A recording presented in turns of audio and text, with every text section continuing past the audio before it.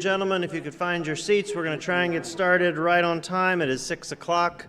Welcome this evening to the City, County, and BOE Candidate Forum. We're going to be covering this evening County Commission, Sheriff and Magistrate, Board of Education, and City Council elections that are coming up in the primary on May 14. The candidates' bios are in the bulletin program that you should have received as you walked in this evening. Please take a moment as we go through each of the groups to read the bio, take this home with you, but we're not going to give an opening of biographical sketches for each candidate. Tonight we're going to jump right in to questions. We have a lot of candidates to cover, and we want to make sure we give them an opportunity to answer questions that have been submitted this evening from the public and members of the Buchanan-Upshur Chamber of Commerce. Each candidate will have 2 minutes to answer individual questions that will be selected at random. Again, those questions have come from the public and from members of the Buchanan-Upshur Chamber of Commerce. Then each candidate will get 2 of those questions with 2 minutes to answer. Then all of the candidates will get the same question as a wrap-up question with 1 minute to answer. That'll be the format this evening. We have timekeepers from Wesleyan's Student Body Senate, Student Body Government to help us out. As a warning to the candidates, the timer you'll see a green card held up when you have 30 seconds left. So for your 2-minute question, you'll see the green card go up at 1 minute and 30 seconds. And then at the 2-minute mark or the 1-minute mark, you'll see the red card. If you go over the time, I'll give you one gentle nod, gentle push, then a not so gentle push, and then we'll resort to turning off microphones. But I'm sure we won't get there. This evening, we do look forward to a lively, informative discussion to give you all, the voters, a chance to understand the candidates' positions and to meet them. Tonight's forum is being recorded, and it will be available after tonight. So let's get started. Up first, we have candidates for County Commission. I'll introduce them down the row, starting closest to me, Christy Tenney, Scott Williams, and both Christy and Scott are in the race for District 2 or 3 for the 6-year County Commission.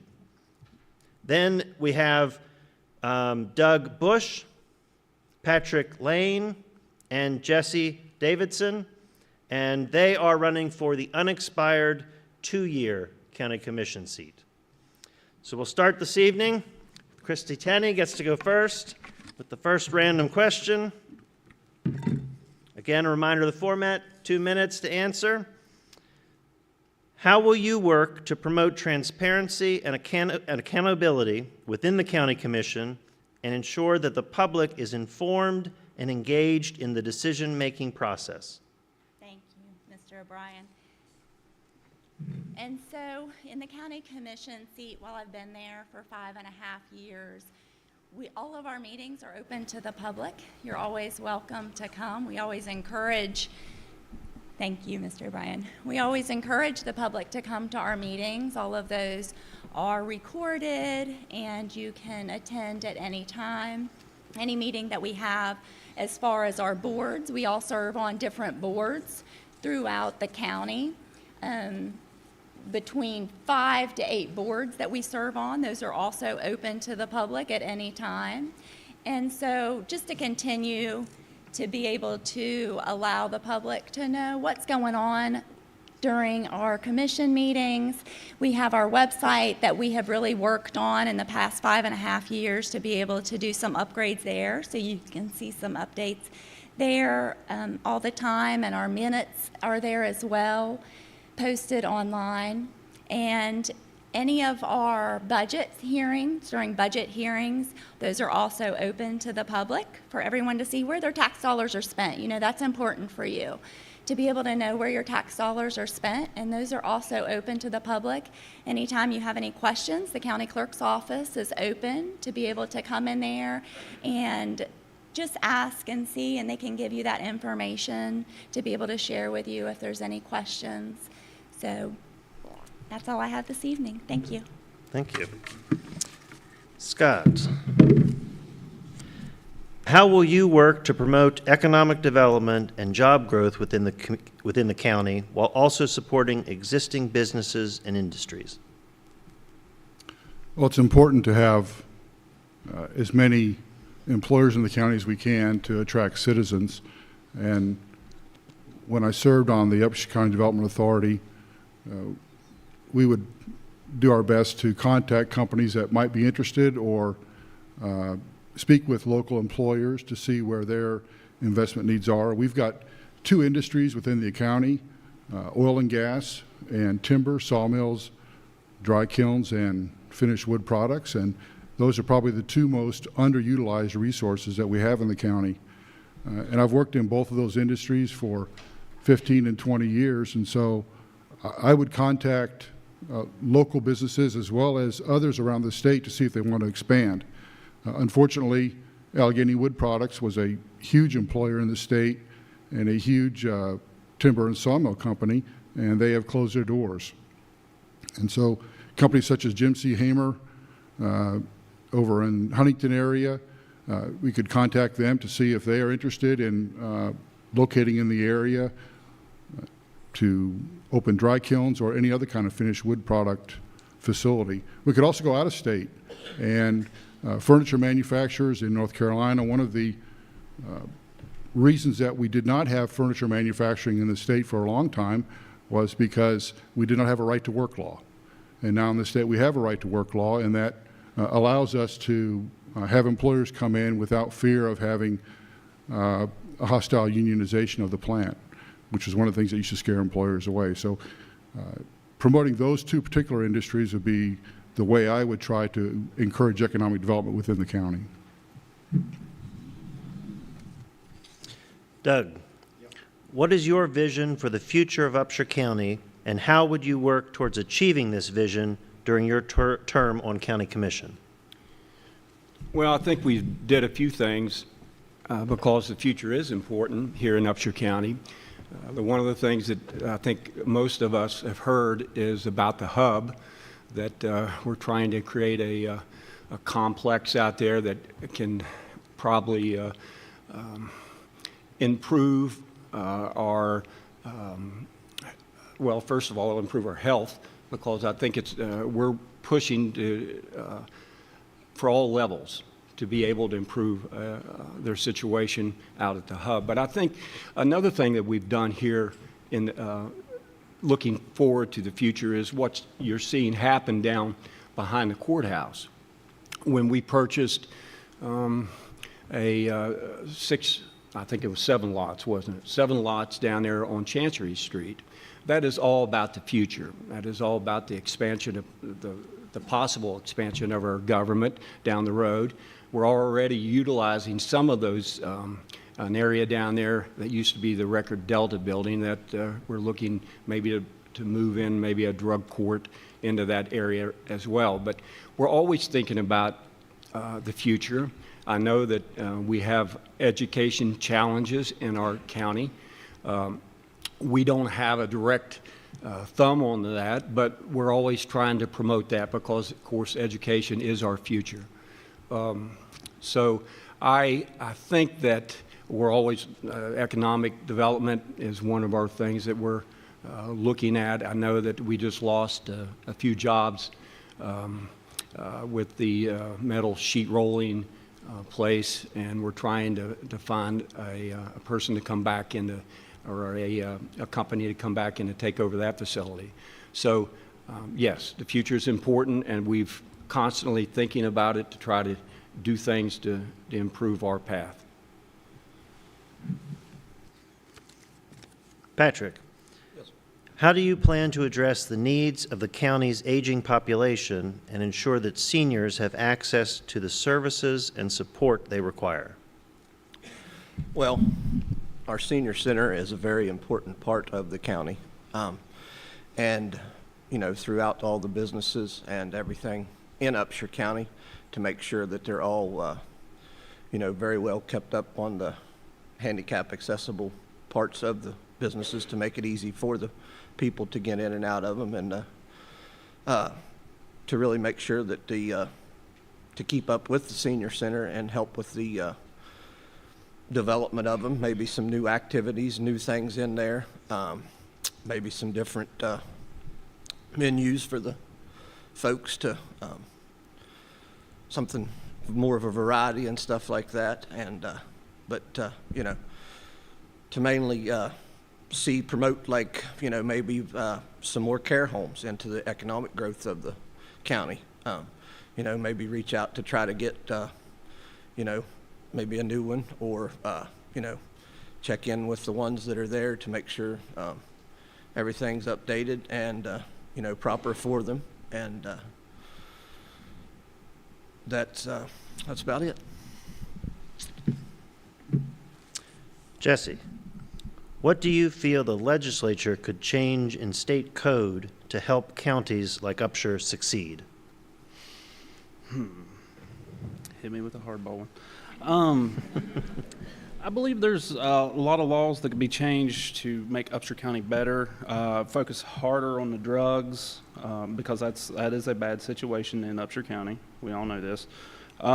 Maybe promote, change some legislation that promotes more economic development and stuff, make it easier for businesses to come and go, things of this nature. Of course, we want them to stay.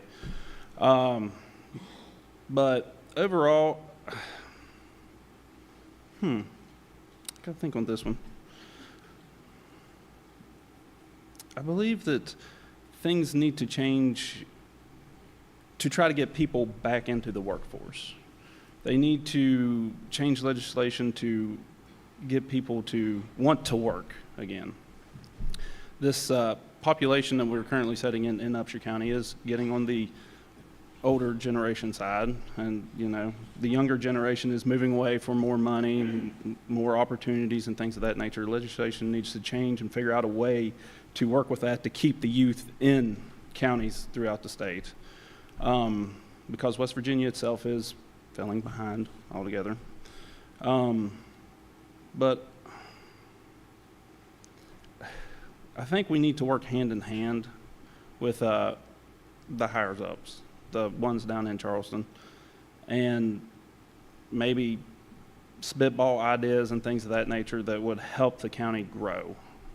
And yeah, that's what I got on that one. Come back down to Christie. State code regarding county commission and city council vacancies broadly says that they shall be filled by the remaining members of those bodies. Do you think the county should establish a more specific procedure for filling those vacancies when they arise? You mean in case there's a vacancy or a passing? Is that what you are referring to? I believe so, yes. I think that's what the question is referring to. If there's a vacancy, should the county establish a more specific procedure for filling a vacancy? Well, I think that the process that's in place pretty much covers how that process takes place as soon as there is a vacancy. So just to explain that for those maybe who aren't aware, in West Virginia code, it states if there's a vacancy in the county commission, the two remaining commissioners have up to 30 days to decide if they want to fill that vacancy. It needs to be with the same district and political party to fill that vacancy. And then at that time, if they cannot come to a decision, then it goes to the respected party to be able to fill that position. And then they would bring a list of individuals, and the two commissioners would then choose from that list of individuals to fill the position. So in this case, obviously tonight, and that's an interesting question that we received that, because of course our good friend and colleague and really mentor to myself, Terry Cutright, passed away, and we do miss him dearly. And we were able to fill that vacancy, and we felt like it was important for the taxpayers and those that are within the county to be able to fill that vacancy within those 30 days. We felt like when Commissioner Nolte and I spoke, that would be an important thing to do, and that Commissioner Cutright would want us to do that and come to an agreement. So we had to come to an agreement together. We both had to agree and move forward. if we wanted to do that. Now, if there is not an agreement and both parties don't agree, then it would then go to the committee. Of course, in this case, it would be the Republican committee to bring those names set forward. So we were able to fill that position with now Commissioner Bush. And so that's why you're seeing so many county commissioners up here this evening. Usually that rotates every 2 years, but you are seeing 2 vacancies. So as Mr. O'Brien stated earlier, we have myself that's running for the 6-year term, Scott Williams that's also running for the 6-year term, and then Doug Bush, Patrick Lane, and Jesse Davison. Now, where West Virginia code gets a little quirky is depending on when that vacancy takes place. Do you need me to stop? I'm sorry. Oh, yes. Thank you for watching the red sign. I'm sorry. Thank you, Christy. Thank Scott, if elected or re-elected to County Commission, how would you work with the Upshur County Economic Development Authority to facilitate development? Oh, it feels like I got the same question over again. I would work with Mayor Skinner, who's also the Development Authority Director, to try and market the county in a way to attract businesses. In addition to going to existing businesses and seeing what kind of efforts we can make as a county commission to encourage them to expand. I mean, probably one of the best stories we've got in the county is Wendlings. They've been here a long time, and over the years they've continued to expand and have been a really good employer in the county and have been very, very good about staying in the county. There are other businesses in wood products and oil and gas that I would help the county approach. I would also contact people that I know in the oil and gas business who I worked with in the past, who I know are working for companies that are either in West Virginia or Pennsylvania or Ohio, to see if we could gain some kind of access with them in order to question them if they're interested in expanding. What are they looking for in particular, and can we meet that need by providing them with either land or some kind of tax incentive to gain them access to the county. Wood products, I mentioned Jim C. Hamer Company. There's other sawmills in the state that I think we should contact to try and get here. And if we could even land a furniture company or something, I'd work with the Development Authority to do that. Now, that's a huge economic investment to open a furniture plant, but it's something that could be done. But it is very expensive. And so working with the Development Authority to try and see what kind of funds are available to grant to help those businesses relocate here or open and expand newly here would be one. One other one, I believe, would be gun manufacturers that are unhappy in other states like New York. Thank you. Doug, in your opinion, what are the responsibilities of the County Commission? Well, as a fiduciary, that's the main job. I mean, we're signing off on bills that are being paid every week, and it's our job to make sure the checkbook is balanced. That's the main job of a commissioner. Now, of course, we go out and we're trying to create business as well, and we're trying to do different sorts of things, offering different sorts of services with our libraries. We're looking at safety, but with our sheriff's department. But our main responsibility, our main goal is to keep us on solid ground as far as our finances. Patrick, if elected or re-elected to the County Commission, how could you work with our public service districts to ensure that our basic infrastructure is maintained? And do you support the regionalization of public service districts? Well, of course, public service districts to our county, as well as any other county, are a very important part. Everybody wants water, and everybody wants good water. There's so many people out there that didn't have good water, and until these PSDs came to expand to water lines, even into the outskirts of the county. I know I think just recently this year, they expanded clear to Helvetia.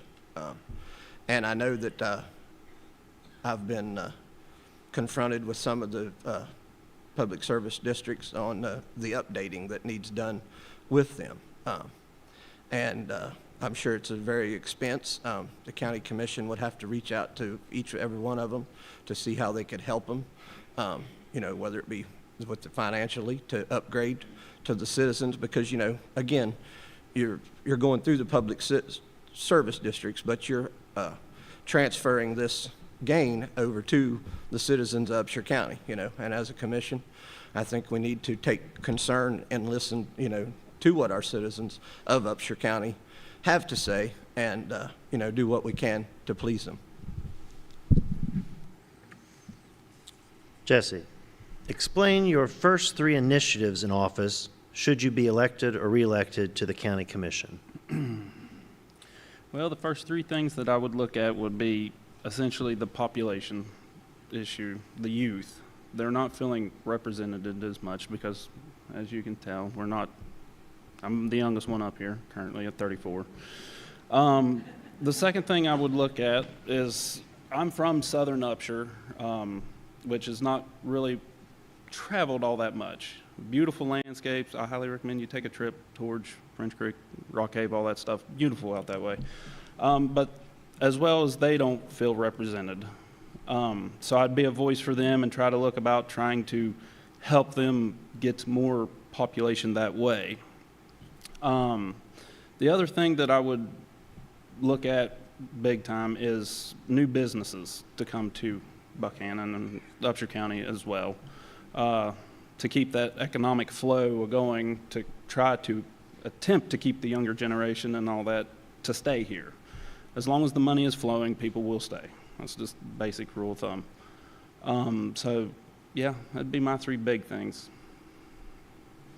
And now we'll move on to the wrap-up question. This will be the same question for all of the candidates. And just a reminder, again, we'll thank everybody once we're done with this question, but that these are 2 different seats being filled.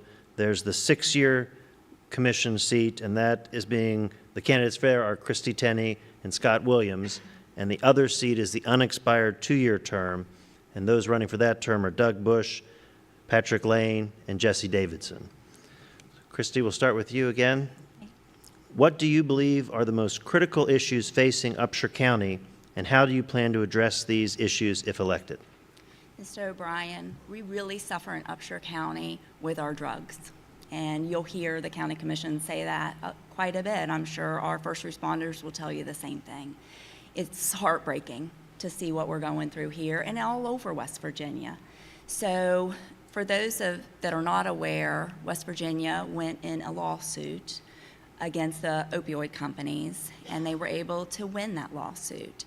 And so we now have West Virginia first. And I'm excited to say I've been a part of that organization and the subcommittee thereof on that organization to try to see how we can use those dollars and bring back and not just try to put back into what's not working, but we need to really look and dive into how can we help our community. It's affecting our workforce. It's affecting all over on our community. So really just to dive in and see, last month our jail bill was $137,000. We budgeted $1.2 million. And we're probably not gonna make the $1.2 million. So we really gotta battle that within our community and see how we can move forward here in Upshur County, because it's such a great place to live, or we all wouldn't be here. And I'm sure we all feel the same way. Thank you. Thank you. Scott, what do you believe are the most critical issues facing Upshur County, and how do you plan to address these issues if elected? Well, I think the most critical issue right now is our school system, but the county commission has no role in that. Thank you. Thank you for saying that. Yeah, the county commission has no role in that. But I think the key to addressing any critical issue in any community is to have collaboration between everyone. I'd like to see improved collaboration between the county and the city of Buchanan. I'd like to see improved communication between the county and its residents. I'd like to see improved transparency regarding the county finances on a more regular basis, which goes along with communication. And I'd like to see improvements in efficiency. And I think if we can get more of us and elected officials working together in a collective effort as a team, we can solve any issue that we have coming forward. But it's going to take that collaboration and that unity of mind in order to achieve that. Thank you. Doug, what do you believe are the most critical issues facing Upshur County, and how would you plan to address those issues? Personal responsibility. And it's the same thing that Christy touched upon. I'm just expanding it a little bit because we see it in the use of drugs. We see it, of course, our jail bill goes up when we have more people that we're dealing with.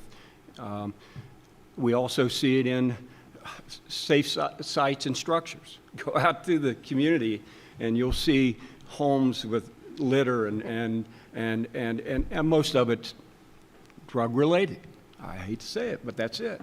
How about just, our children going to school? That's a parent's responsibility. That's personal responsibility. And taking on the fact to educate your children. I mean, we can't put it all on the teachers' backs. We have to take it on ourselves to be an educator to our kids. How about, it goes on. I mean, we have people come into our commission wanting to be recognized that have come from abusive families. I mean, that all, to me, originates from the lack of personal pride, of personal responsibility that I take care of myself, I take care of my family, I take care of my children, I take care of my community. Thank you, Doug. Thank you. Patrick, what do you believe are the most critical issues facing Upshur County, and how do you plan to address them? Well, as everyone has said down the line, the jail bill, from what I've heard, is probably the most critical thing against our county right now. And also, I agree, as they said, drugs and stuff like that, and I think we should work towards some type of rehabilitation center facility for some of these kids, people that are getting arrested on drug charges that aren't the, say, the lesser of the charges, to go to those instead of having to take them to jail, some facility like that. And another thing I think is a big issue is to keep all of our county employees' salaries very competitive, to keep people. We want deputies to come here or whatnot to come to work for the counties. You know, other counties, if we can stay competitive as them or maybe even a little better, it gives incentive for them to come and work for a county.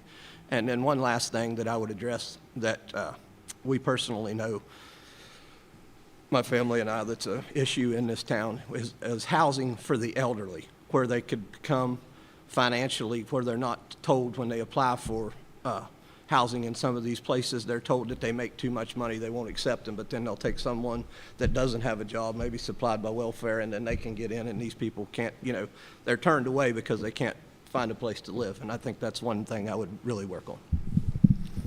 And Jesse, what do you believe are the most critical issues facing Upshur County, and how would you plan to address them?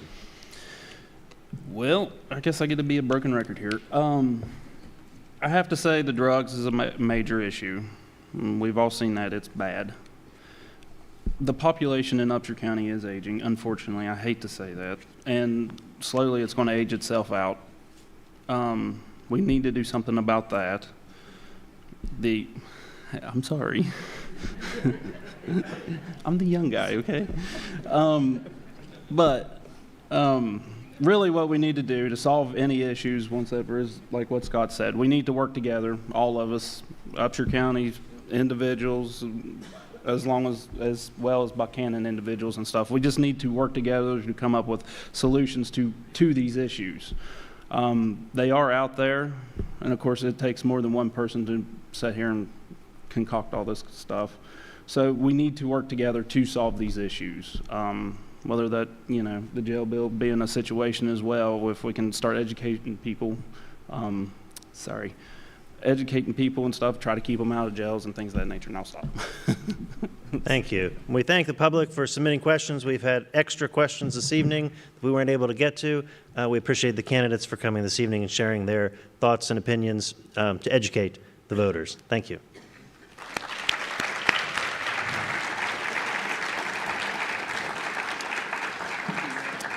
And at this time, I'd invite the candidates for sheriff and magistrate to the stage. And we'll get your name placard set up. Thank you.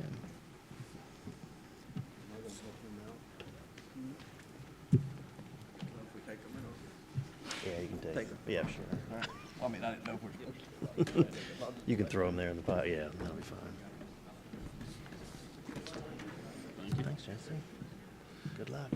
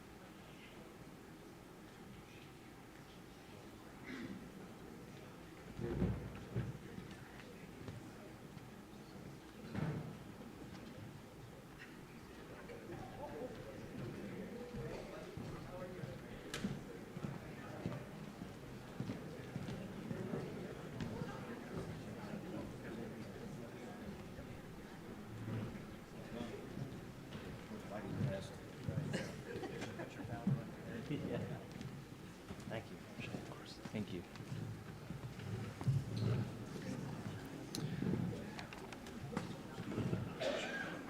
This isn't Christie's wires. No, that's a new one. You're good.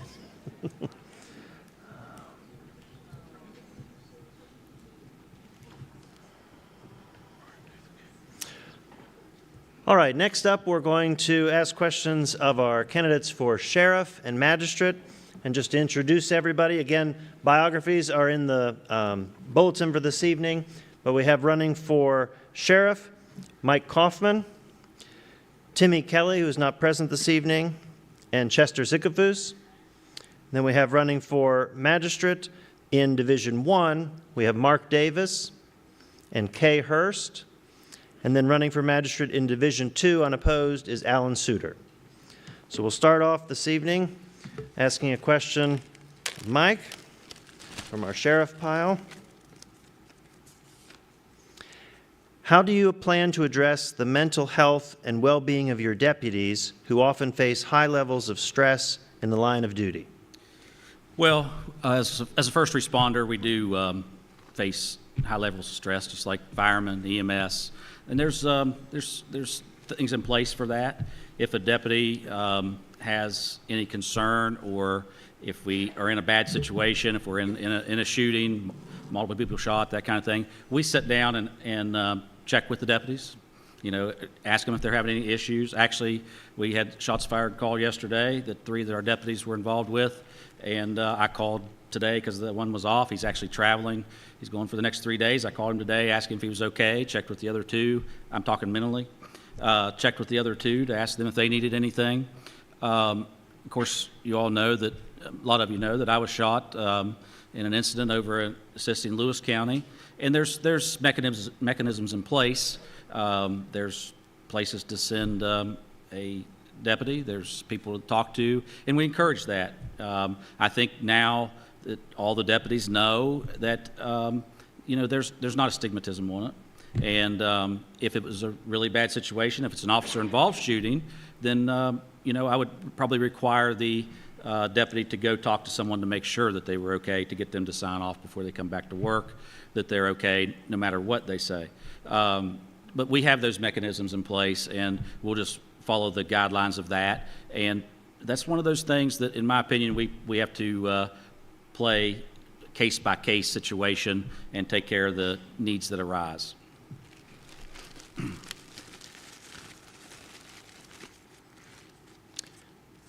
Chester, what is your stance on the use of body-worn cameras for sheriff's deputies? Repeat that one more time. What is your stance on the use of body-worn cameras? I believe in them wholeheartedly. Every officer needs to have a body cam. It promotes to the public of what our officers are doing. And it literally makes each person accountable. There's a lot of sheriff's departments that never used them. And the ones that actually do use them have found that it makes a big difference. So I believe in them 100%. I think everyone should wear one. There should not be any excuses whatsoever. And if those cameras are turned off, then there needs to be disciplinary action taken against the officers. That's what those cameras are for. It's to protect them and protect the people.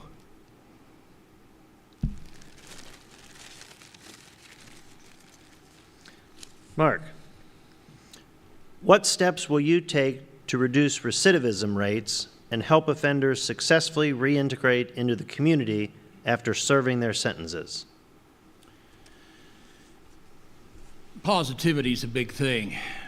When you're dealing with people, you're going to run into times when you're going to have people who make mistakes, and it doesn't have to define them. You know, in the court system, we base judgments on the preponderance of evidence that's presented to the court. And, you know, people have to answer, and there's consequences to things that you do. But I believe it doesn't have to define who you are. And I believe that a positive word, a positive phrase, a positive outlook that they hear from the court is a way of telling them that we believe that they can continue on and do the right thing. You know, sometimes they don't hear that, and people need to hear that. No matter what level of life you're in, that positivity carries a long way.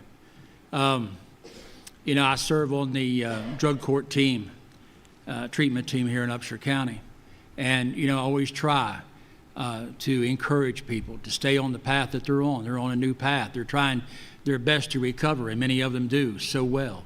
But just a positive word to them and some encouragement. When they hear it coming from the court, when they hear it coming from a magistrate or a judge, it makes a difference. And they'll let you know that it makes a difference because you see them as people. You don't see them as numbers or statistics or cases. You see people for what they are. They're people.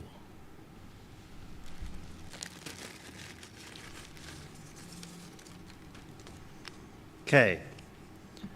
How would you ensure that all individuals who appear before you in court are treated fairly and impartially, regardless of their background or circumstances? First of all, I would treat everyone the way I wanted to be treated. Respect. You have to respect everyone. Just that simple. Treat everyone the way I want to be treated. Thank you. Alan, what is your perspective on the role of alternative sentencing and rehabilitation programs in the criminal justice system, and how will you incorporate those approaches in your decision-making process when appropriate?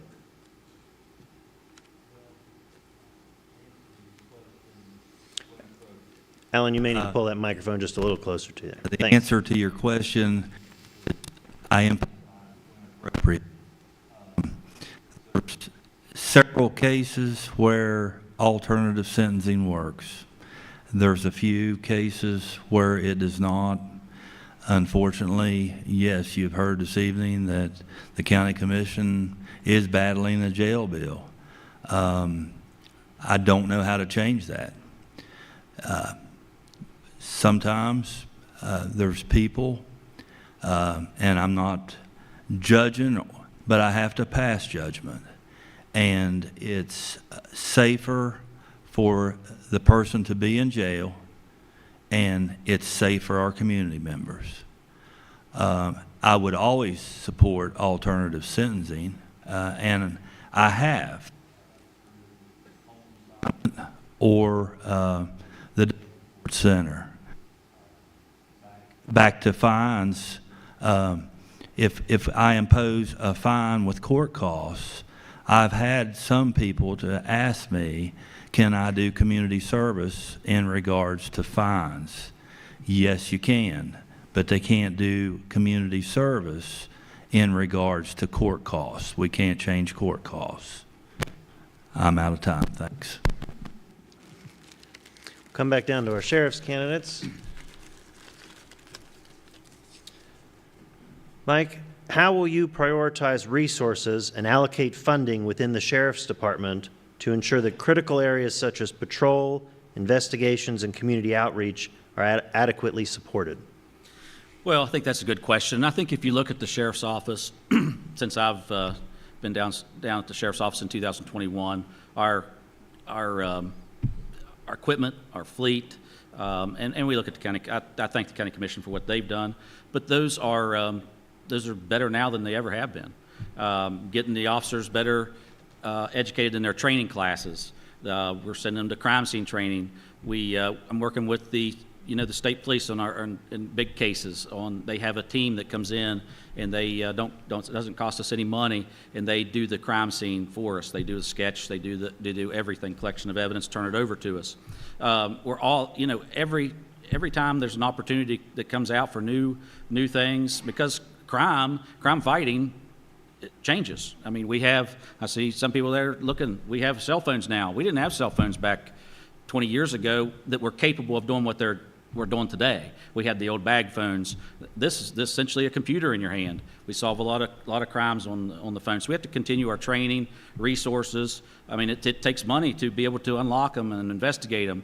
I mean, it's not only the upfront cost, you have the subscription cost every year. Just this subscription cost that it takes to just to work on the cell phones to get them to where we can download them is $17,000 a year.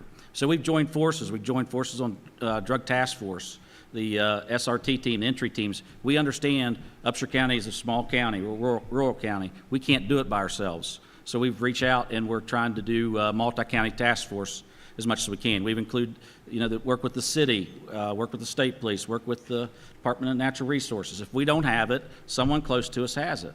We have a drone now. We use that drone. We've got fugitives with the drone. We sit there, instead of going up to their house that have the high ground, we fly the drone. When they come down to the road, we stop them and we take care of it. We follow them right down. So we look at all the resources and we'll continue to do that as long as I'm sheriff.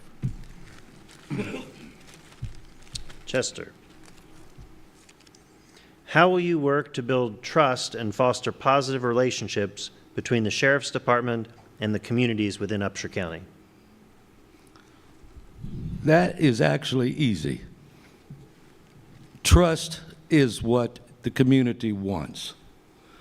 You've got to take and have fairness 100%. And I'm sorry to say, but we don't have fairness in this county. And it starts with the Sheriff's Department. And that needs to change. Because one that's got money, one way. Someone that doesn't have money, it's another way. Fairness needs to come back. There's a lot of older people in this out here setting. They know exactly what I'm talking about. Times need to go backwards, because going forwards, we're not making it. The Sheriff's Department needs to take responsibility. And if I'm elected sheriff, the buck stops here. And if somebody needs help, I will personally go out and help them. It's not a matter of sitting in an office.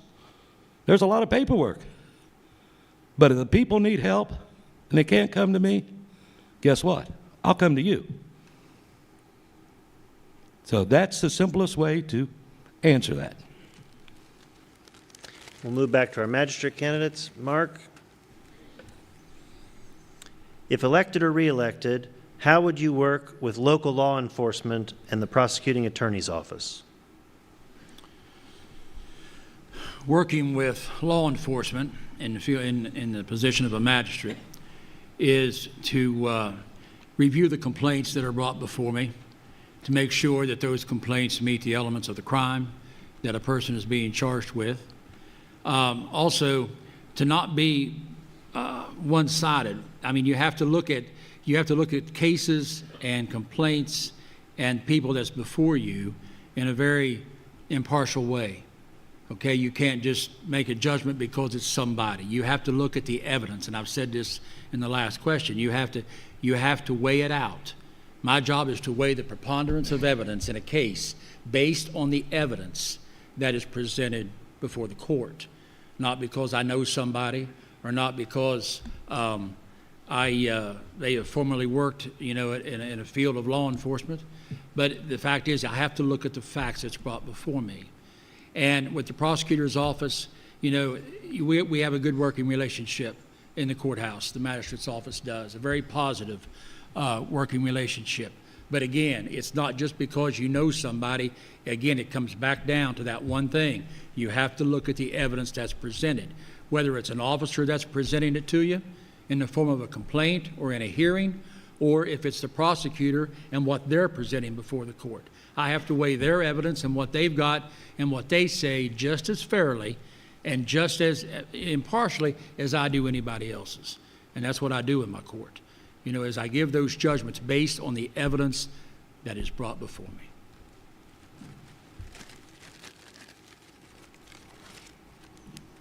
Okay.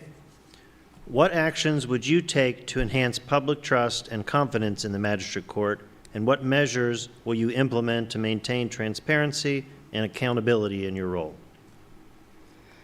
Okay, transparency is a big problem. You have to be ethical. You have to have integrity. You cannot go against the code to do anything that you do in the office. You have to perform your duties as required by the West Virginia Code.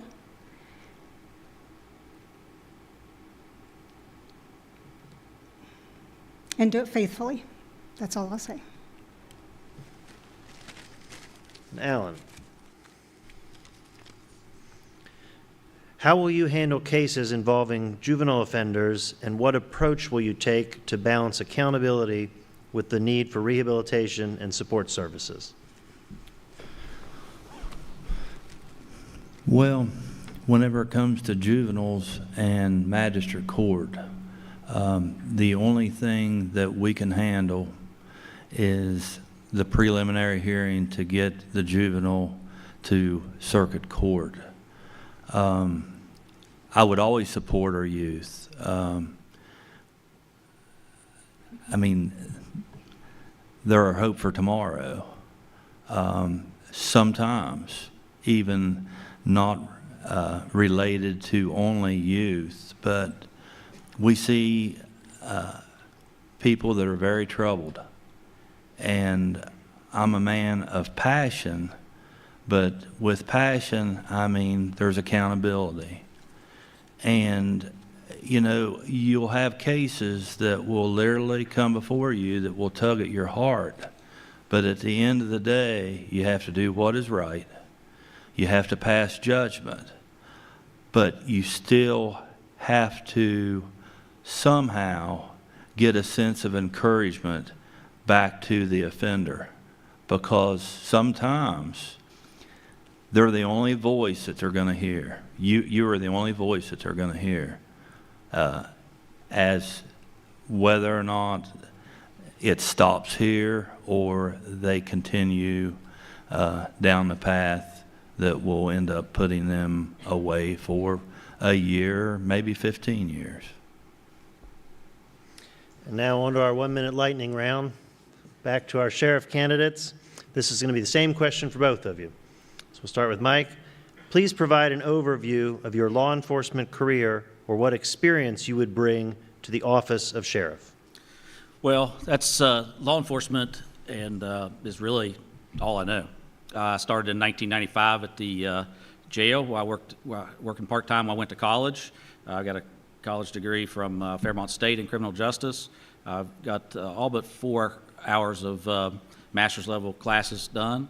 I started in 1997 in Lewis County Sheriff's Office, and as a deputy sheriff, worked the road till I came over, worked for Virgil Miller in 2005. Worked here. I've done the home confinement program. I have been chief deputy in administration. I went upstairs. I was magistrate for 12 years. You elected me to be the magistrate. All those that builds on making decisions and stuff, and knowing the law. And then I came back down as chief deputy for Sheriff Miller in 2021, and and then he suddenly passed, and I've been the sheriff since. And I went to many trainings, went to the FBI National Academy, and I feel like that it's really all I've done.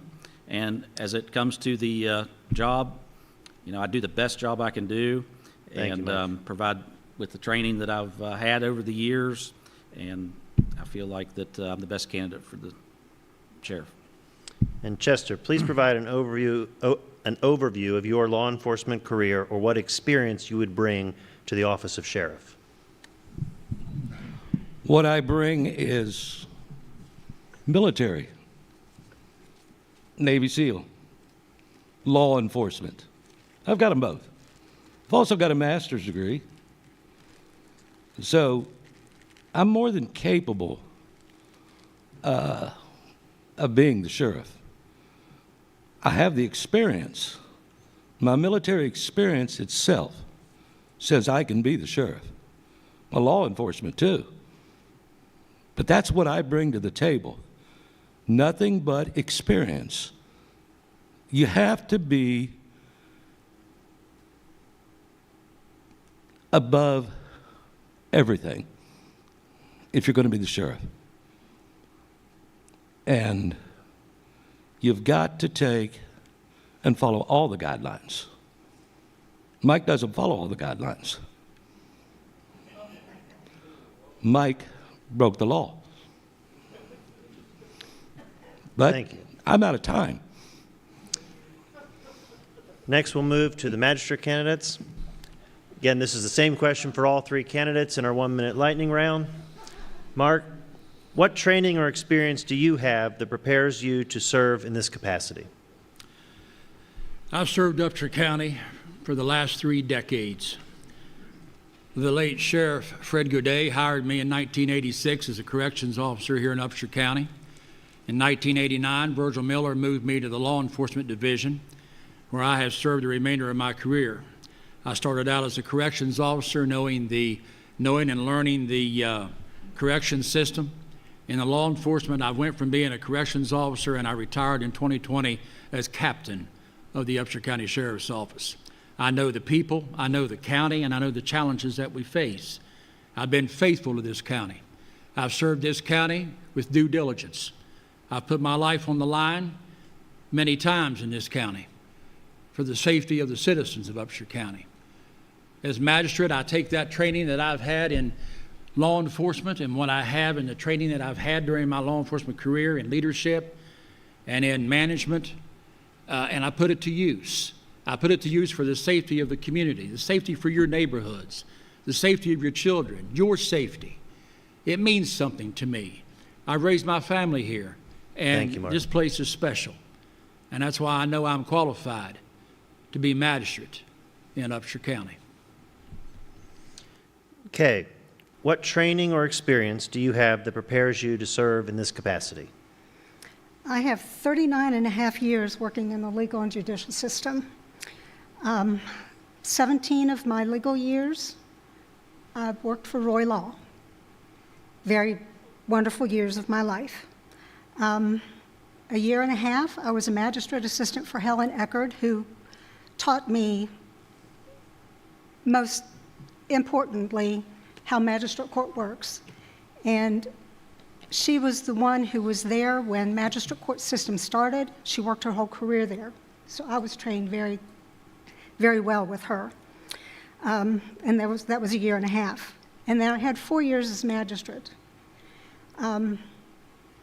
You learn as you go. However, the legal background that I had, where I worked with criminal cases, I spent 2 weeks in a criminal murder trial in court, working every day beside the attorney. You learn by being there. You learn by working there. There's no doubt about it. Mark Davis has an extensive background in law enforcement. But there's a big difference between law enforcement and actual legal work. Thank you. Spending your life there. Alan, what training or experience do you have that prepares you to serve in this capacity? Well, first off, I was appointed to serve magistrate because there was a vacancy. I submitted a resume. I was a self-employed business owner for 30 years in and around Upshur County.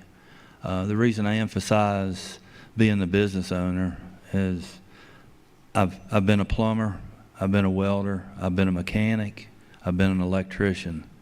That has helped me tremendously in the civil procedures as magistrate, whether two parties can't agree over the work that was completed over a car or maybe a construction issue. They can bring a civil suit in magistrate court for up to $10,000. So my business experience helped me tremendously with the civil proceedings. The Supreme Court sent me to school to help me with criminal, and I'm out of time, but just briefly, I learn something new every day as to Thank you. anyone else that has a job. You just don't come right off the assembly line with the knowledge and skills set forth to complete the job efficiently. I'm a man of faith. I believe in my family, and I love my community. Thank you.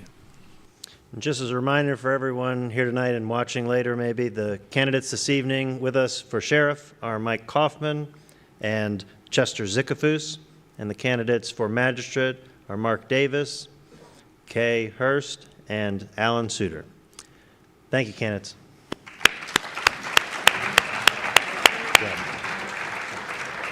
And I'll invite the candidates on the stage to exit stage left, and the candidates for the Board of Education to please join me on stage.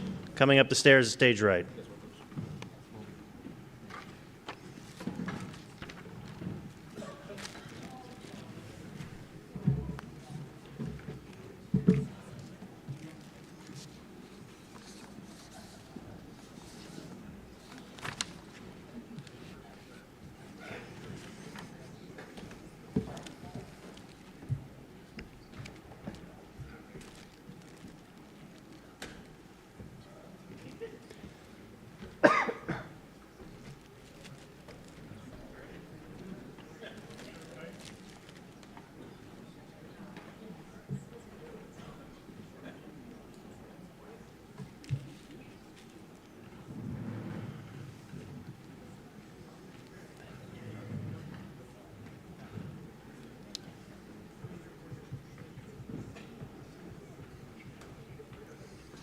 All right, and this evening we have with us, running for Board of Education, starting closest to me, Willie Parker, then Rob Hinton, and Susan King.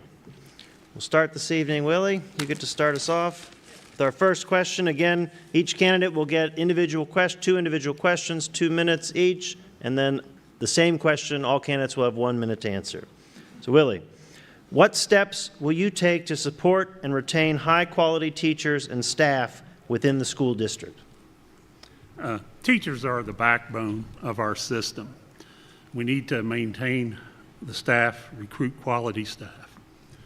The first item we need is to work with the Department of Education and get local control back.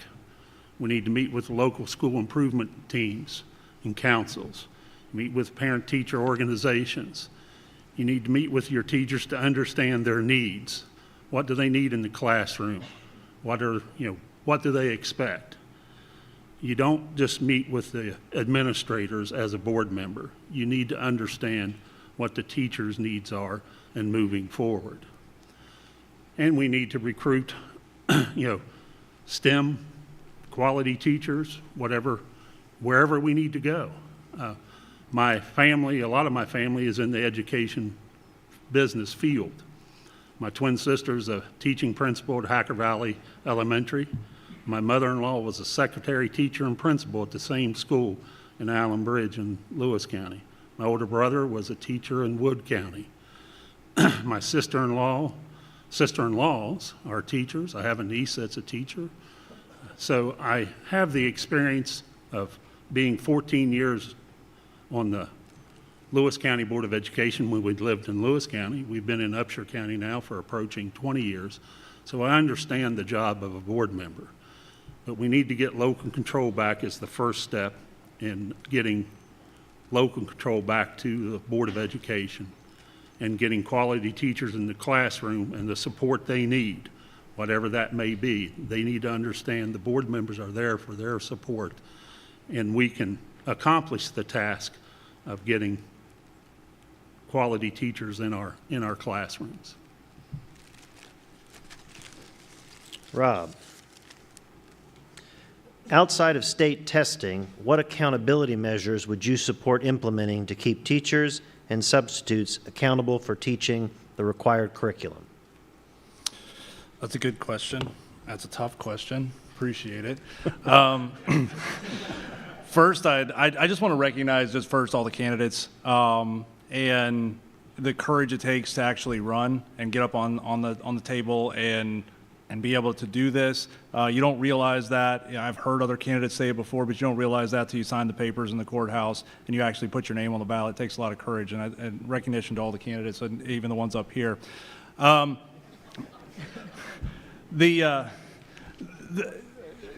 stalling, right?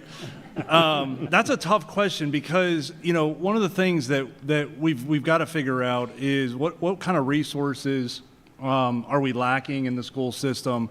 You know, teachers deal with a myriad of problems that do distract education to some extent. I mean, we have broken home issues, we have truancy issues, we have issues that counseling is spent, an enormous amount of time is spent counseling by a teacher, and an enormous amount of time is spent educating and trying to balance that all in the same day.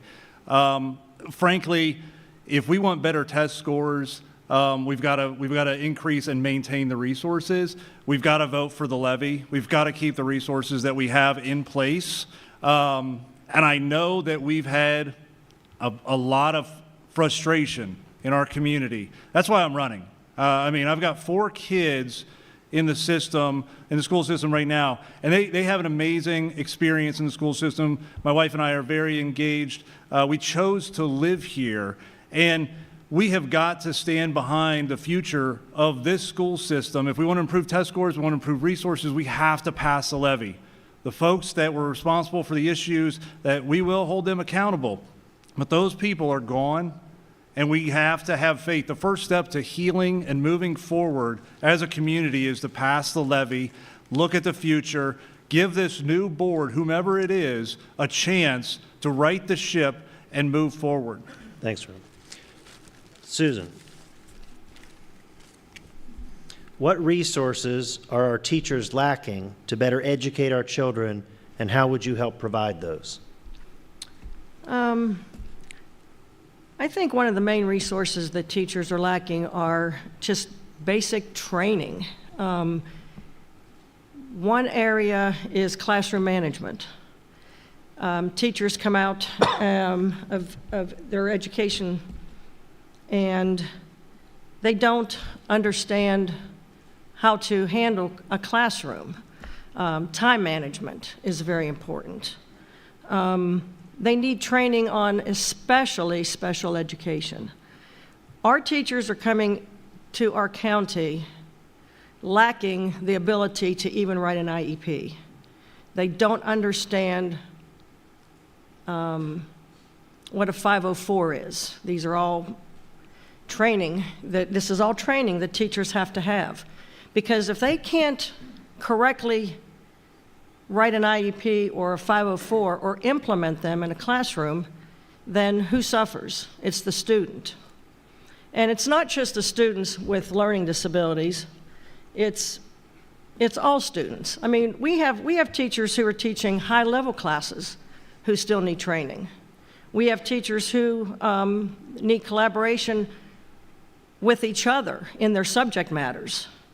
So I think that the training that teachers need is very, very important, and we have to have that, and it's lacking in our system right now. And like I said, in special education especially, we've had so much non-compliance in special education over the past oh gosh, since we've started this crusade with noncompliance 3 years ago. And it hasn't happened. It has not been any better. It's improving, but until we can train these teachers and send them to places where they are getting adequate training for very specific problems, then it's not going to happen. So that's where we need to be. Willie, do you have any ideas for job placement programs after high school that the Board of Education could help implement to provide well-paying jobs for students that don't have an interest in furthering their education at college? The trades, as I call it, are a very important part of the educational system. And before I answer the question any further, I'd just like to thank you for coming tonight and being, learning, not only Board of Education, but all candidates. I was going to do that the first question. I forgot, I'm sorry. But we need to expand our vocational programs. There should be some type of requirement that all students should be exposed to the vocational trades programs.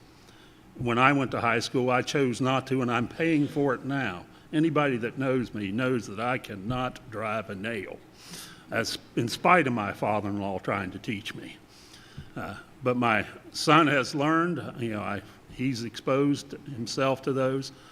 So it's important that students that are not on the college career path, and the college is not for everybody, and college is not the answer for everybody.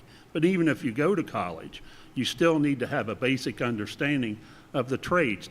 To fix stuff around your house, fix for family or whatever. Electrician, carpentry, plumbing, you can make good money. Lineman for Mon Power, excellent money. A lot more than some college graduates. So we need to understand the importance of vocational education as board members and express that to the students and parents and not put a negative connotation if they do not want to go to college. College is not the answer for everybody and shouldn't be. But we need to expand the knowledge base, expand a vocational program, and make some requirements that everybody is exposed to that field of study. Rob, how will you work to ensure that all students in the district have access to high-quality education regardless of their background or socioeconomic status? I don't understand. I guess it's a public school. How would anything be different? And it shouldn't be any different. So I guess if the reality is that I'm unaware that there's different levels of education for different statuses, whether it's socioeconomic or what have you, or location in the county, then as a board member we'd identify it and we'd figure out what the remedy is to solve that problem. But it shouldn't be a problem. Every child in the county should have the same opportunity. We've got to improve the resources from a standpoint of our busing. I know we get notifications. They've subsided a little, but we have issues with bus drivers and getting bus drivers. So if we can't get kids to school, that would be one of the reasons that they're probably not getting an education. But again, it goes back to resources, and one of those resources are financial. And we need to pass the levy so we don't cut the patient down to the bone. Governor Justice, as much as he creates some laughter with his comments sometimes, he did make a good statement.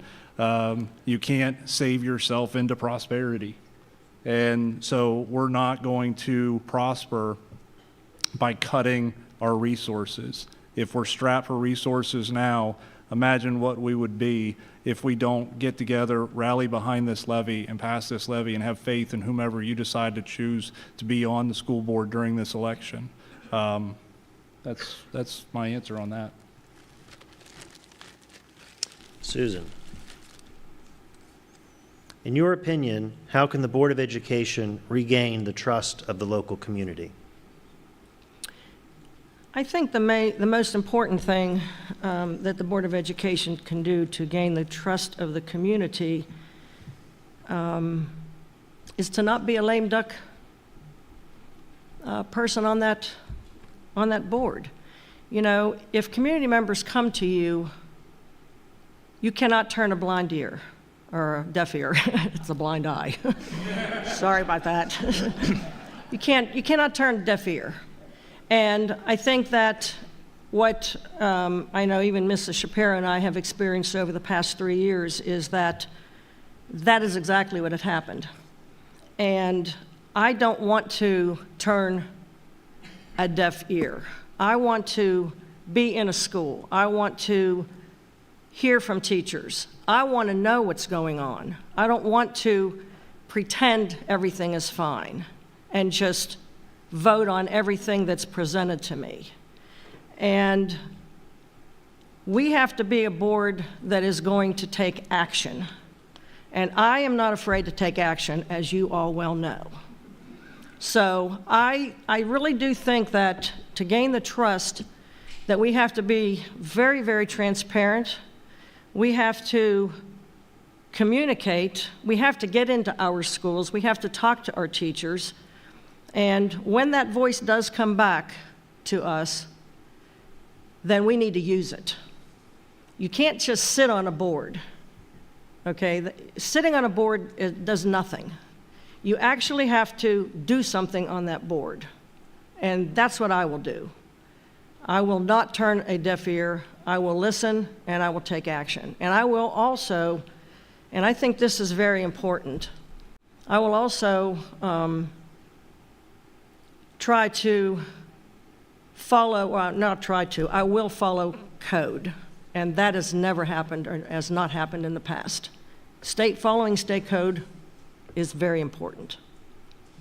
And now for our final wrap-up question, our 1-minute quiz for each of you. Willie, given the state takeover and the local board's limited powers, why are you running for this office, and how can you be effective in this role? My past experience in work experience, sitting on the another Board of Education, other counties for 14 years. I have leadership positions in county government that I've served for over 30 years, was oil and gas industry for 15 prior to that. I have the temperament and knowledge base and will-how and willing to serve, even though right now it's in a limited control facet. But I think working with the Department of Education, working with West Virginia State Board of Education, we can return the school system to local control quicker than the average.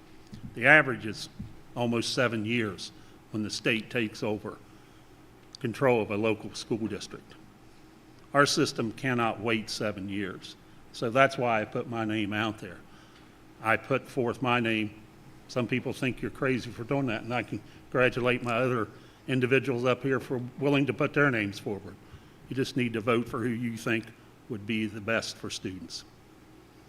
Rob, given the state takeover and the local board's limited powers, why are you running for this office, and how can you be effective in this role? Sure. So my reason for running is very simple. It's my 4 children. We made a decision to raise our kids, have our kids, and raise our kids in Upshur County. We both attended Wesleyan, and we decided to stay here. We fell in love with West Virginia and fought and clawed to stay here ever since. We have to bring Upshur County school system back to where it was 10 years ago when my wife and I first had our first child. And that was an outstanding school system, and it was recognized throughout the state, and it had a lot of pride, and it still has a lot of pride. We just have to heal from what has happened in the past. Why am I running? From a standpoint of what I think from an impact, because the state has control. Previously, in my role as Upshur County Director for the Upshur County Development Authority, I was very involved with the legislature. Spent a lot of time in Charleston. Have a lot of great relationships. A current relationship with the governor. A lot of current relationships with both representatives from the Senate and the House of Delegates for our county. I've worked with them on numerous issues and work with the same that are running for office right now. Thanks, Rob. Our idea is that we have to build the trust back in Charleston and with the State Department of Ed, with the legislature, with the governor's office. We have to prove to them that we have the capability to manage our school system and do right by what they're expecting us to do. I am the leader that you need to elect for this position. I will tell what you need to hear, and I will not tell you what you want to hear. I apologize for going over. Susan, given the state takeover and the local board's limited powers, why are you running for this office, and how can you be effective in that role? Well, I have to laugh because when I asked young Frank Hartman to put a sign in his yard, he asked me that very question. He said, "Why are you doing this to yourself?" Well, I'm running, the why is very simple. We started this crusade 3 years ago, and we know the importance of what all has happened and where we need to go. I have gained so much knowledge over the past 3 years in dealing with the local Board of Education, in dealing with 2 administrations, in dealing with Charleston, in dealing with accountability. And, you know, that in accompanying with my 42 years of education in this county, you know, 5 years at Main Street, 25 at the middle school, 10 at alternative and transitional school. I know what programs we need to keep. I know what, I know we're not going to have a limited, I mean, we're not going to have a voice as much, but I'm telling you that we need to be on this board I need to be on this board because I really want to improve this county, and most importantly, there is going to be a time in the next couple of years when we have to elect a superintendent. And I want to be able to help with that process. Thank you. Let's thank all the candidates for being here this evening.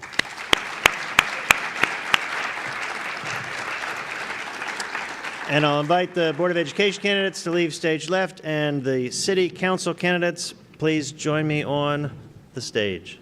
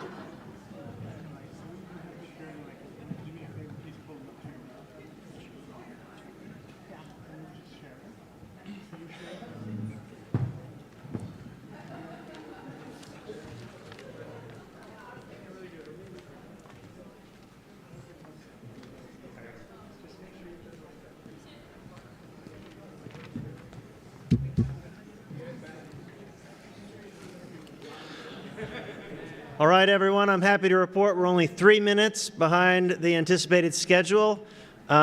Just a reminder to our largest panel this evening, you'll see in the front row your signs, your warning signs of green, 30 seconds left on your question, and red, please come to a stop and listen for my gentle nudges.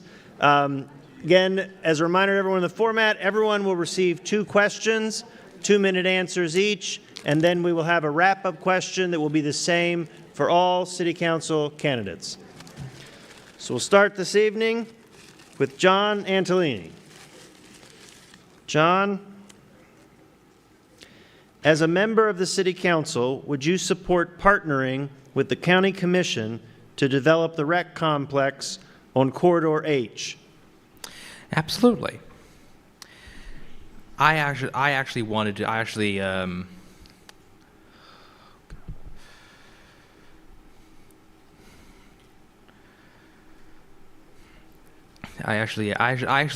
support bring stuff like this to Buchanan, because it's not just. I want to bring things here that improve the health of everyone in the community. I want to be able to bring families here to.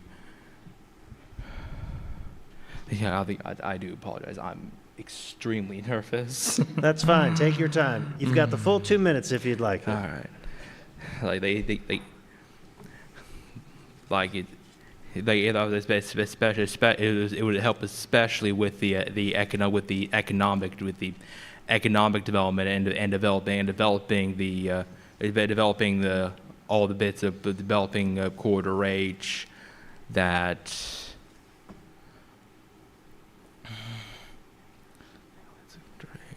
It's all the bits of Corridor H, helping all the bits of Corridor H that would actually attract people and bring young people back and bring young people to Buchanan again, to stay in Buchanan rather than going to Morgantown or out of state as we're inclined to do anymore. But I want to stay here. Because I've lived here for the majority of my life, and I want to make this town a better place to live for everybody. I'm finished. Yeah, thank you, John. Thank you. Next candidate is Pam Bucklew. Pam? The city is discussing building a new multi-million-dollar water plant in the near future. Do you support this effort? And what other infrastructure concerns do you feel the city should address? Well, we have no choice that in the future we are definitely going to have a new water plant because it's getting to be archaic, and our infrastructure has got to be kept up. That's the number one important thing to be in part of the city. We probably 5 to 10 years will have to get the water plant, and people don't realize it's probably going to be close to a $30 million project, because Elkins did one probably 5, 6, 7 years ago, and it was $15 million. Well, by the time we're going to do this, it's going to cost that much money. Thank you. Next candidate is Laura Folks. Laura?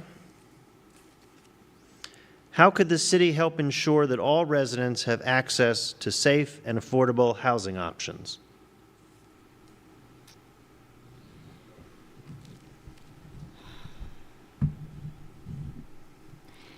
Well, I think that we could start by providing equal opportunity to all of our residents.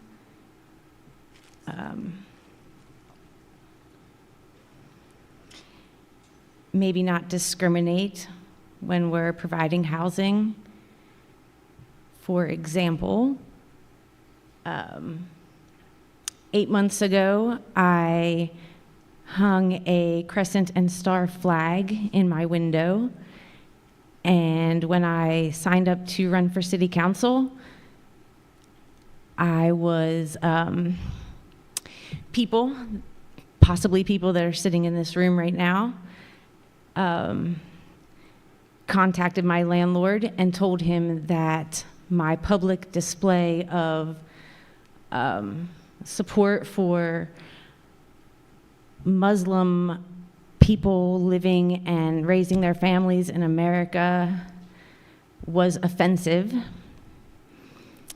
And that led to 2 weeks ago, my landlord telling me I need to move out of my home.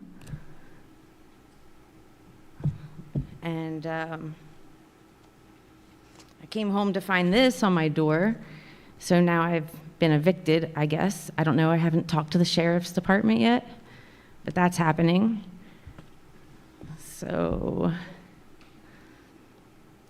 I just think if we bring equality into our town and stop all the bigotry and hate, that would be very helpful. Our next candidate is Scott Randall. Scott, do you support the implementation of a first due fire fee, and why or why not? I do support the implementation. Thank you as well for moderating, Jamie. I do support, I feel that our 6 departments that the city handles are at the forefront of the importance. Fire and police are at the top of that, in my opinion. Being able to support the fire is a top priority of mine. Yes. Next candidate is Jack Rigger. Jack?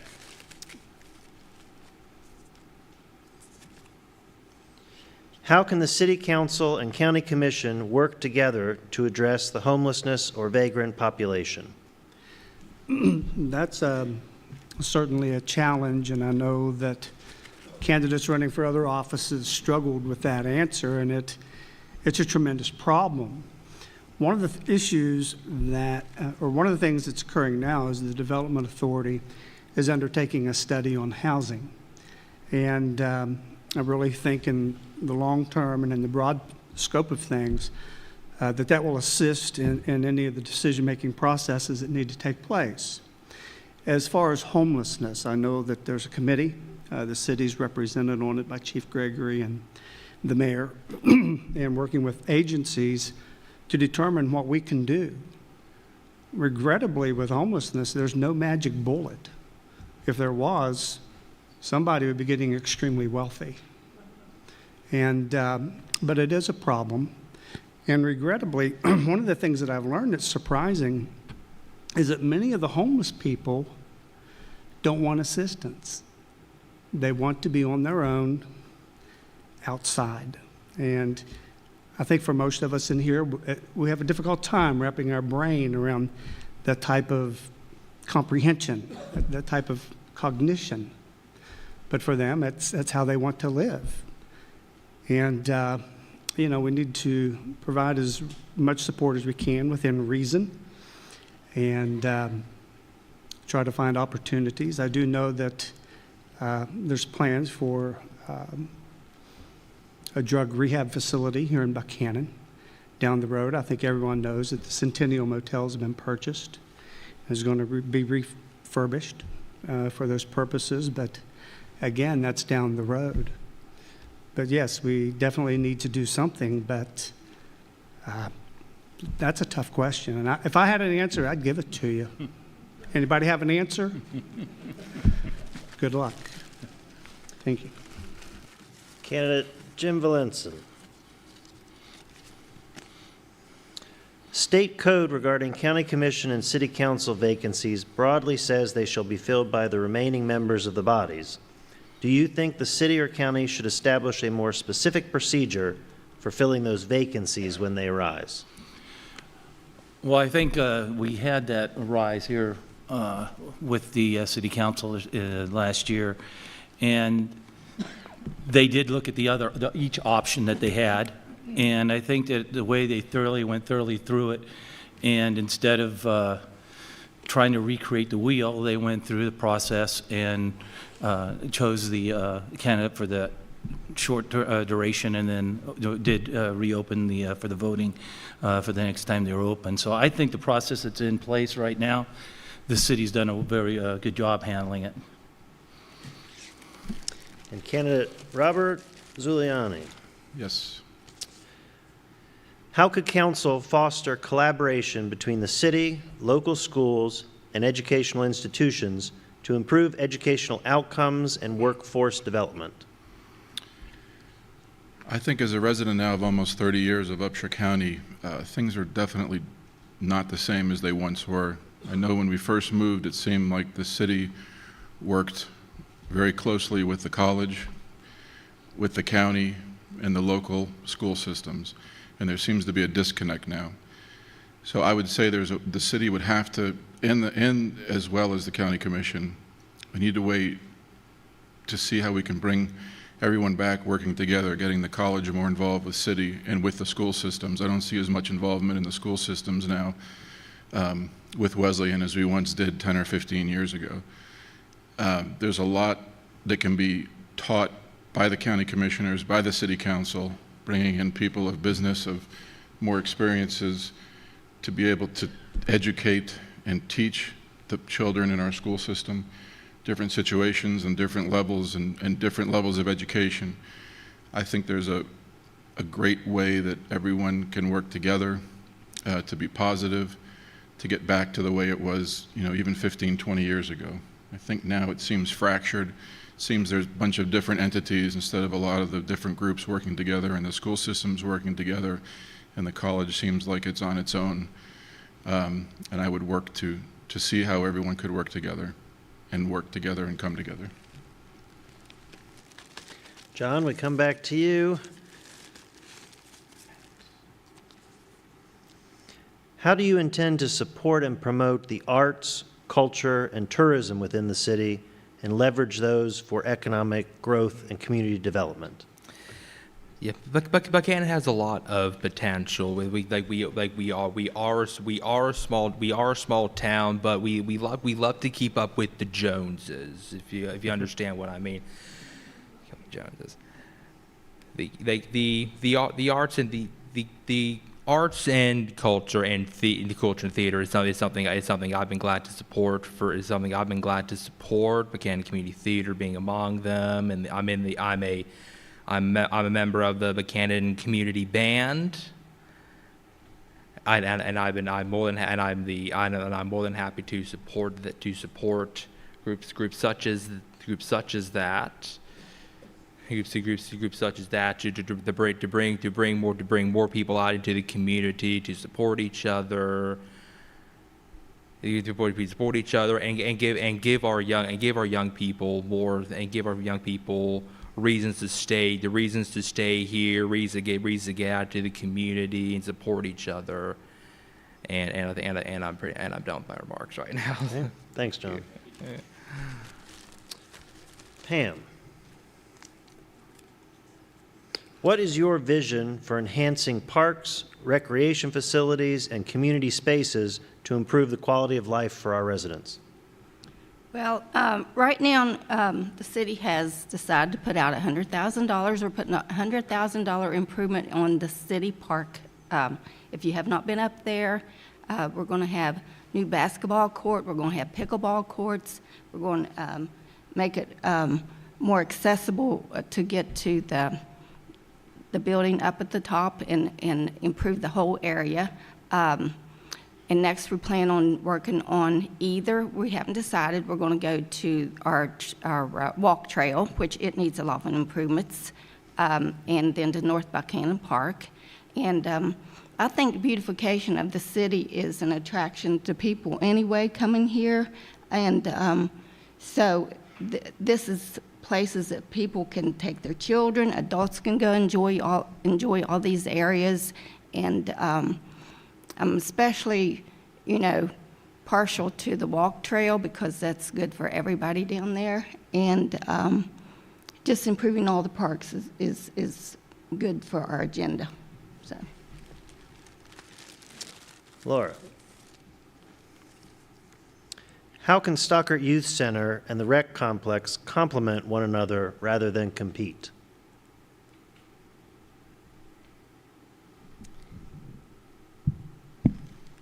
They would just work together, right?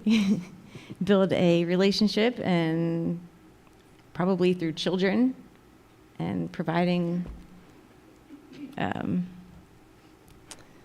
just providing what's best for the kids. I don't see where that would even be an issue. It seems like they would have to work together. That's all. Scott. To attract new businesses and jobs to the area while supporting existing local businesses.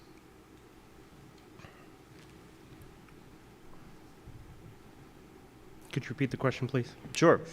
How will you work to attract new businesses and jobs to the area while supporting existing local businesses? I believe that the retreat of or continued leaving of younger generations after getting an education from our city are some of the biggest reasons why we can't keep those here.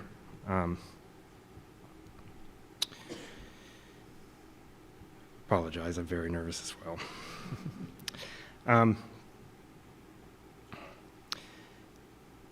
I would hope that my presence on City Council as a representative for a younger generation, able to relate to that generation in order to get some incentive and willingness or eagerness to stay in Buchanan is a big part of my desire to be on council and what I want to see happen. Thank you. Jack. What steps will you take to improve infrastructure such as roads, water, sewer, and public transportation within the city? Oh, we've already undertaken that. And let's talk about infrastructure. The infrastructure on Main Street is 70 years old. I mean, at what point will we have a catastrophe of a major break of a water line? I mean, talking about a failure, not a break. Our sewer line. Our roads are 20 years to 30 years behind on paving. So we know what the issues are, and I can't think of a ward or a district in Buchanan that doesn't have issues that need addressed. And if you look at the project on North Spring Street, that was one that City Council championed because there's major issues there with infrastructure that had not been addressed for 27 years. And believe me, when we became aware of that, we really began to beat the drum. So I think it's identifying the issues and creating a prioritized plan, which the city has done. Jerry Arnold, Kelly Arnold, and our other supervisors have done a tremendous job. We know what we need to do, and it's having the resources to do it. And, but yeah, we have a lot of infrastructure to do. And, you know, I mean, one thing I would like to see is working with County Commission and creating a TIF district, tax increment financing, creating areas where businesses can come in and instead of paying taxes, they could use those resources to build the infrastructure they need to establish a business. Scott Williams mentioned gun manufacturers. Could you imagine having a weapons manufacturing here in Upshur County? We'd become the Mecca of West Virginia. There's no question about it. Or furniture industry. And so I think, you know, collaboratively working, looking at infrastructure issues and opportunities, I think we can improve what's happening in Buchanan and Upshur County for our citizens and our students. So I think I'm out of time. Right on time. Jim? No, you're good. How committed will you be regarding the enforcement of the city's zoning ordinances? Oh, boy. This is one that I feel that we have neglected. Enforcing our ordinances, our zoning ordinances, enforcing some of our laws, we have kind of just said, if it's not for this person or that person, it doesn't get done. We pick and choose who we go ahead and enforce some of these ordinances on. Everybody in this room is the same as far as I'm concerned in Buchanan. We're all citizens of Buchanan. We have to all make sure the laws and ordinances are distributed across the board fairly and equitably. Robert? Yes. If elected or re-elected to City Council, would you support the elimination of the B&O tax? Thank you for that question. Where's the red square? I started a business in Upshur County 30 years ago now. And as much as I hate to pay taxes, because it does seem like a hand is out every time you turn around, I do think a B&O tax is fair. I pay it in every city. I'm a mobile business. I go to work in a lot of cities across the state, and I have to pay sometimes higher municipal taxes, the extra %. And I have to pay B&O tax in Morgantown, Huntington, Charleston. And as long as they're letting me do business in those cities, and as long as people are allowed to do business in our cities, I don't have a problem collecting a B&O tax as long as it's allocated to the proper use, which is one of the things we could oversee. And I don't think I think it's a necessary tax, and it's such a small percentage, it's not that invasive of your bottom line. So I would support that, keeping it. And last up, we have our wrap-up question that will be the same for all candidates. Before I ask that question, let's leave on that note, but I want to thank all of the candidates for being here this evening, for you all coming and watching, anybody watching later on the recorded version. I want to thank the Chamber of Commerce, My Buckhannon, their sponsors this evening, the West Virginia Wesleyan College Student Senate, who will be up on stages like this very soon, I'm sure. WVWC and David Hartley and the Performing Arts Center this evening for getting everything set up so well for us. We want to thank Channel 3 for videoing it this evening, recording it, and making it available in the future. So please tell your friends if they're looking for something to watch on a Saturday night, this will be available. So for our wrap-up question for all council members, John, we'll start with you again. What do you consider to be the most critical issues facing the city, and how do you plan to address them if elected? Issues. Here we go.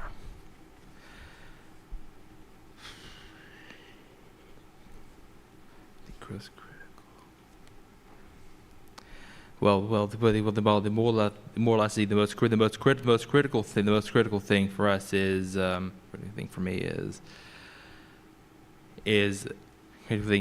getting new voices to the table. I'm offering a new perspective, a new approach to city council, and getting more people involved so we can create a better community for everybody. Thanks very much. Thank you, John. Pam, what do you consider to be the most critical issues facing the city, and how do you plan to address those if elected? Well, we have some people that are getting ready to retire in the city, and replacing them is not going to be easy. Bringing in qualified people that can take over these jobs, and it's going to cost the city a lot more money than what we're paying these people right now. But we need to pay our workers that we have good wages so they don't go somewhere else. And also on that, another critical issue is this thing that's going on between are we going to do a Stockard Youth Center building, or are we going to go with the rec building? Well, that is two different issues. I ran again. I was not going to run again, but I decided I am so in favor of getting the Stockard Youth Building built, because I believe that we need to take care of our young people. Some people think it's just a babysitting thing, and it's not. There's tutoring programs. It's a safe place for kids. Thank you. I am for the rec center. I believe it's going to take millions of dollars, and it may not happen in my lifetime, but I think we need to start out with soccer fields and baseball fields out there and work our way up there. And I hope the city can help out at some point in time. But right now, I want to focus on getting the Stockard Youth Building built. Thank you. Laura, what do you consider to be the most critical issues facing the city, and how do you plan to address those issues if elected? I agree with John when he said we need to have new voices. I hope to encourage and inspire people to run and to vote. It's very important. I think we need a lot more young people getting out to vote and getting involved, running for city council. I'm really glad John signed up this round. That's amazing, and I'm happy for him. And just the whole equality thing, you guys know why I'm here. So I've been fighting this equality for years, and I just wish it would, the hate would end. And I know that there's people here that tell me, Laura, we don't have any hate here, but we do. It's everywhere. People are suffering, and my red card's up. Scott, what do you consider the most critical issues facing the city, and how do you plan to address those if elected? I'm also going to go with our city employees. Not only are we losing some folks to retirement, well, those positions of which they're retiring could potentially require rehiring of multiple people to fill those. In addition to that, I believe retention of current employees from going elsewhere to other industries is very, very important. Recently, we were able to somewhat remedy that with some increases across the board in pay for all of the city employees, and I'm very proud to have been a part of that. Thank you. Jack, what do you consider to be the most critical issues facing the city, and how do you plan to address those if elected? To me, the most critical issue facing the city of Buchanan, and I'm going to say Upshur County as a whole, is economic. I'm concerned about our economy. I'm concerned that, we are losing families in the younger generation. However, we've lost business opportunities because of the takeover of the school system. So I don't know how we're going to be able to maintain and grow if we don't have a school system that addresses the needs of our students. And the current situation we have right now is we have the State Board of Education, the State Superintendent of Schools, who does not collaborate with the citizens of Upshur County. We have a current sitting superintendent appointed by the State Board that does not collaborate with the citizens of Upshur County, nor the elected officials who sit on our Board of Education. For our board members to know what happens in a school, they either find out about it on Facebook or somebody tells them at Walmart. How are we going to grow our education system with such dysfunction? We need a functional school system. Thanks, we need Jack. a school system that's going to encourage businesses to locate here. And that's the first thing that employers look at. I see that as our greatest issue. Jim, what do you consider to be the most critical issues facing the city, and how do you plan to address them if elected? Okay, not to keep echoing the same thing. Of course, wages for employees, retain our employees we have. The economic growth here is something that, again, the schools are hindering us. They are. The other thing that I think everyone in the room and everyone in the city has to realize, the difference between need and want. What can we afford? What can't we afford? How big do we really need something? We're in a state right now to the year 2040, if you look at the numbers from the state of West Virginia, that we are going to be losing population. If we keep losing population, that means there's less money coming in down the road. Through 2040, they're looking at that as the minimum.